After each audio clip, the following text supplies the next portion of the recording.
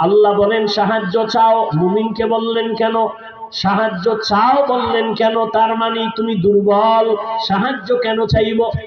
জান্নাতে যাইতে চাও? বলে হ্যাঁ।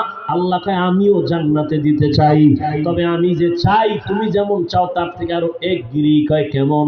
আমি চাই আমার প্রত্যেকটা মুমিন গোলাম যেন বিনা হিসাবে জান্নাতে যায়। সুবহানাল্লাহ। যেই পরিমাণ বিড়িটা নেন, সুবহানাল্লাহ, তো সময়ের দরকার। আল্লাহ হেদায়াত দান করুন।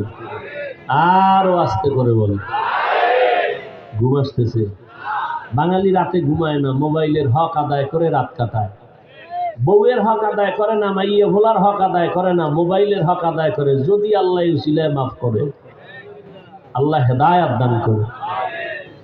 এরে নবীরা আশেক, ভালো করে বুঝো, এত ভয় কেন পাও? এ জমিন আমার, এ আসমান আমার, আমিও আল্লাহর গোলাম। জমিনে যতদিন থাকবো বাহাদুরের মতো আল্লাহর গোলাম হয়ে থাকবো। দুনিয়াতে গোলামি করব আল্লাহর, মাথা নত যদি করা লাগে আল্লাহর কাছে করব। কোন বেঈমান আর মুনাফিক নাস্তিকের কাছে মাথা নত করা যাবে না। ভালো করে শক্তি নিয়ে দাঁড়াও। মুসলমানের একটা আওয়াজ বেঈমানের জন্য একটা আতঙ্ক, মুসলমানের একটা আওয়াজ মুনাফিকের জন্য একটা আতঙ্ক।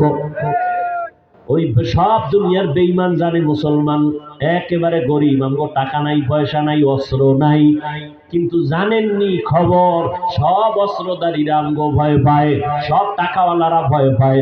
টাকা নাই ভয় পায় কেন? অস্ত্র নাই ভয় পায় কেন?